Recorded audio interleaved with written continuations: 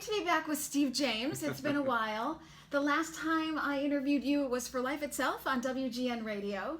And of course, we've done other things, The Interrupters, for my web series, Fear No Art, and... Yes. Yes. It's okay, things have changed. You have changed. You did not recognize me. Yes, I didn't. Okay. Now I'm okay. I could see it in your eyes. You didn't really know who I was when I walked in the door, but now you know. I absolutely do. Yes, yes. This Right. looks, it's working for you. Well, it just had to be, folks. It had to be. So, and on such a limited time today, because of your press junket, it's very busy here in LA. I wanted to talk to you about your new film, Abacus, Too Small to Jail, or Small Enough to Jail. So sorry, Abacus, Small Enough to Jail. I wanted to talk to you about this. There's so many fascinating things to talk about: the cultural ramifications, the family itself, and then how that layers over what we're going through. I'll say even today with Comey and his hearing, but all of the financial upheaval that we've been experiencing since 2008. So first, tell me the general story of the Sung family and their trial, and then we'll delve into it from there. Sure, and when I tell you, am I supposed to look there or at you? Oh, go ahead, and I mean, we've got an audience, so okay, all right. Yeah, all right. Both of us. Well, okay, we'll go back and forth. Yes, we'll sort of switch off. Well, the story is, there was only one bank to date that has been criminally indicted as an institution in the wake of the 2008 financial crisis, and connected to that, and that is a small family-owned community bank in Chinatown, New York, Abacus. And they are in many ways the sort of mirror opposite of the big banks. They discovered the fraud themselves. They reported the fraud. They initiated their own investigation and rooted out some other fraud. And yet, the DA of New York, Cyrus Vance, decided that the upper management was complicit in this fraud and put them on trial. And it was a 5-year ordeal between the investigation, indictment, and the actual trial, which lasted 5 months. And we came in and filmed the trial and were with the family throughout that process. So this would be the Sung family, which was started by Thomas Sung, and who is born in Shanghai and a pillar of the New York Chinatown community. That's right. And he came to the U.S., I think, as a 16-year-old. Yes, very good. Went to law school and then went on to start this very anchoring community bank. Is that fair to say? Very important to the community. I think all immigrant communities have these institutions that hold them together. And so he was very much is still a pillar in the community.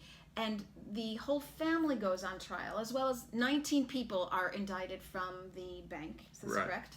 Or former employees, right? Correct. But Thomas, who is still the chairman of the board, I believe, but it is his daughter, Jill, who is CEO at the time. She's indicted, and then his other daughter, Vera, he has 4 daughters, but Vera is also working at the bank. So it becomes quite a family affair. And I think $10 million in the making to defend themselves and their name in the community and their business. That's right. Yeah.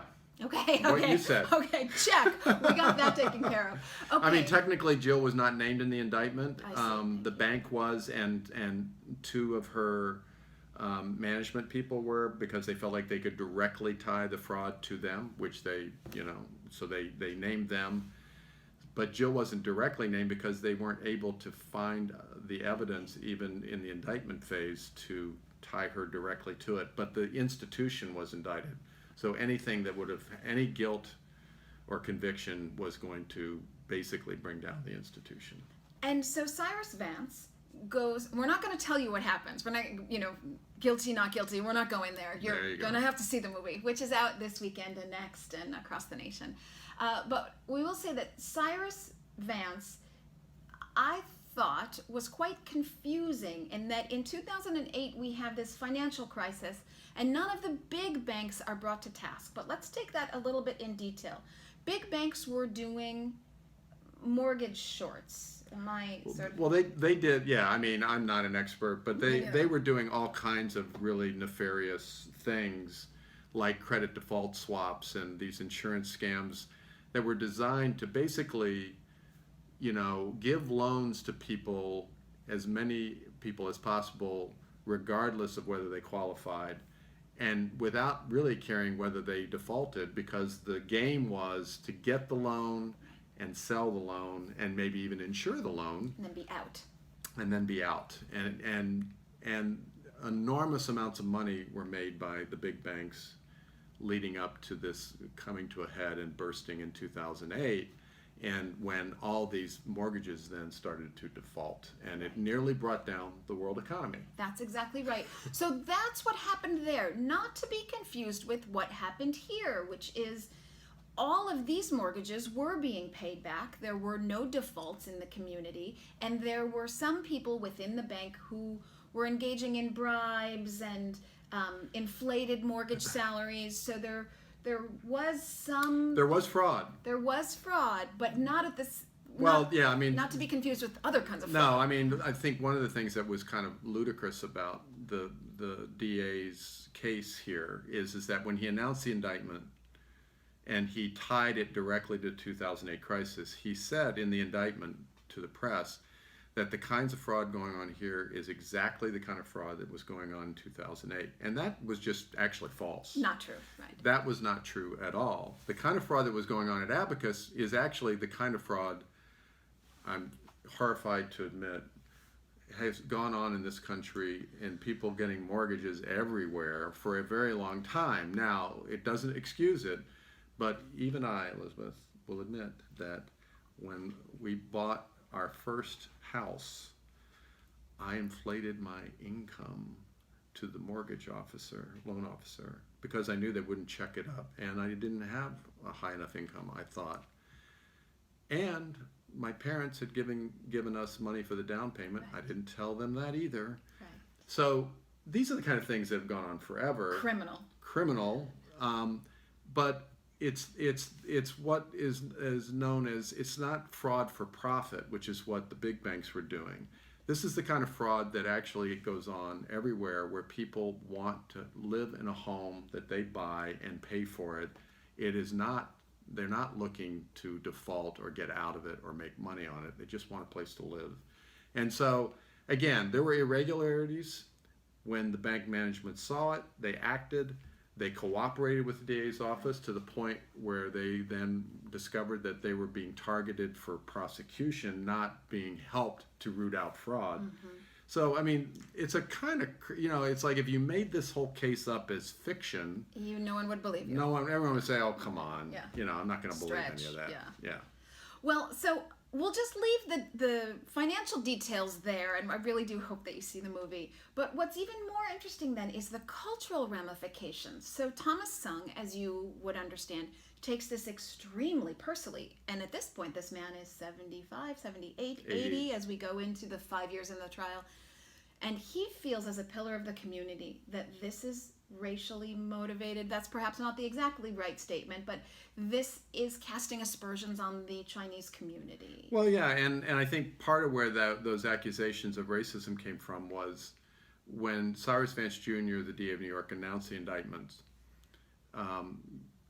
They created this spectacle for the New York media where they chained together the defendants, and these were all low-level, mostly former loan officers that they brought in, and they literally chained together as if they were hardened criminals and paraded them down the hallway for the media to capture. There was a sense that would he do that? Would he be willing to do that with any other community? I mean, the Chinese community in New York is not a voting community.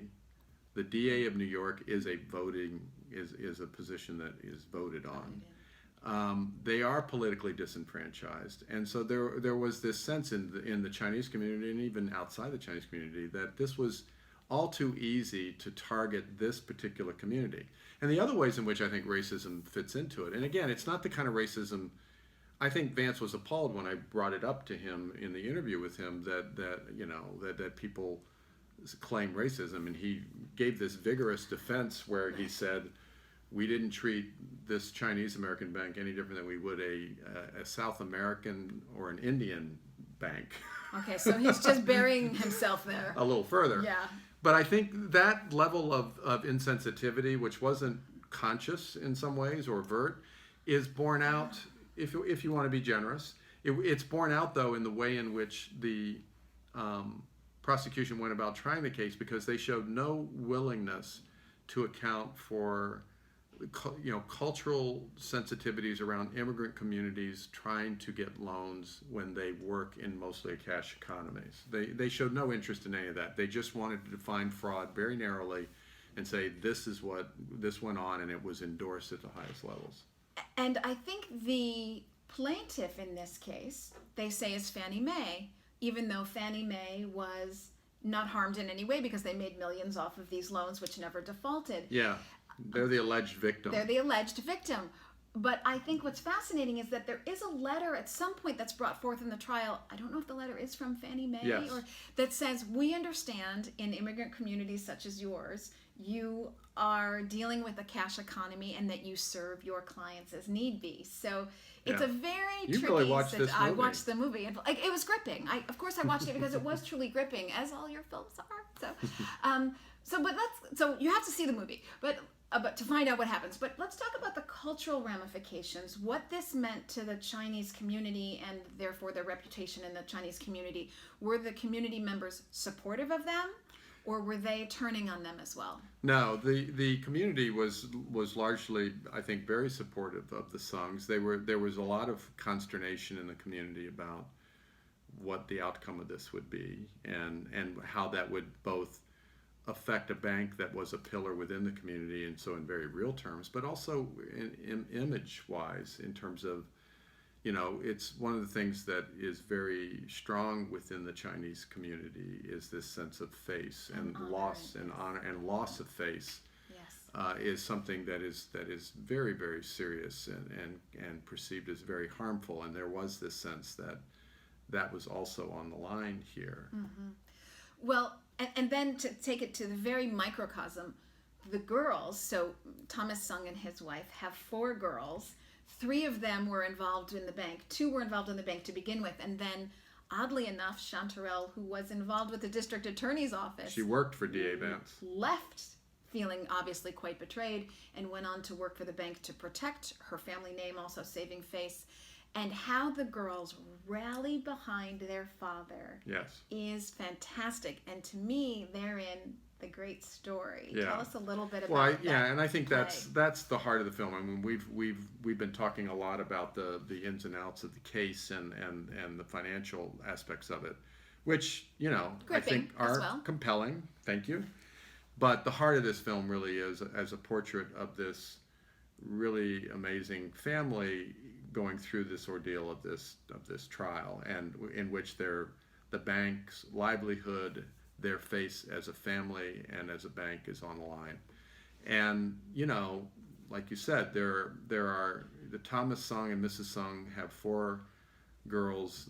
These women are 3 of them are lawyers, 1's a physician, and they are strong-willed, opinionated, but they are also very devoted to their parents and to their father. So it makes for, I think a really sort of revealing portrait of a family in crisis, but also the strength of a family in crisis, and also the sense of humor of a family. I mean, one of the big surprises of this film for people that have seen it, they went in thinking, okay, I'm going to see a serious film about banking and finance and fraud, and okay, I'm ready for it. And it is that, but it's also a very entertaining film because the family themselves are so entertaining and lovely. And I'll say even quirky lovely. Yes. So I'm from an immigrant family myself, and we do the exact same thing around my father. So as we have Wonder Woman coming out, and we've had the recent election, which perhaps didn't look fondly on women, I'll say sometimes from the election standpoint. So we have this sort of culturally, are we for women or are we against? And not against, but maybe not supporting them as we should. And here you see these strong women, these won't take no for an answer, won't be bullied, stand up for their family name. And yet, when their dad comes around, they're like, is there enough salt on your food? Can we get you more? Oh, yes, what do you need? Oh, Daddy's getting tired. Yes. Which he is 80, so but they dote on him. Yeah. It's so endearing. They dote on him, but then turn around and argue with him. And then they argue with him about something he's written, Yes, they don't like the tone. They don't like the tone. So no, it's all very real, and I think we've been told repeatedly at festival screenings by members of the audience who are Asian American, and I think in particular Chinese American, that they really appreciate this portrait because it captures a kind of reality that they feel like is not well known outside their community about family dynamics, because there's the stereotype is that the father is the king of the family, and what he says everyone falls in line, and yes daddy, and again you see elements of that in this story, but you also see this very lively, argumentative, bickering but loving bunch of people. Yes, so it is a great watch just for that. So now some maybe more global questions as we take a look back. This is such a timely film, I think, even if the financial crisis was considered to be between 2008 and 2011-12, we'll say. The election, Comey hearing today, we often say in comic books, if I can be flip, truth, justice, and the American way. Right. Or is truth, justice supposed to be the American way? Yeah, I think in this case, and it's certainly not confined to this case, it's truth, injustice is too often the American way, or the lack of truth and injustice is too often the American way, because this, at its heart, this is a film about the unequal application of justice in America as visited upon a small bank, an immigrant community. And the truth is that the kind of injustice that they face is faced frequently by people from minority communities in this country, and probably not just minority communities, but people usually who don't have the means to really truly defend themselves. And so something like 98% of the cases in this country result in plea deals of guilt. Right? 98%. Forced into sometimes. Right. I mean, because I don't believe that 98% of the cases brought in this country are against guilty people. Right? So what that tells you is that there are a lot of people out there who feel like they have no choice. And this is a remarkable story in the sense that this family has the means. They're wealthy. They run a successful bank. They're not Bank of America wealthy. Right.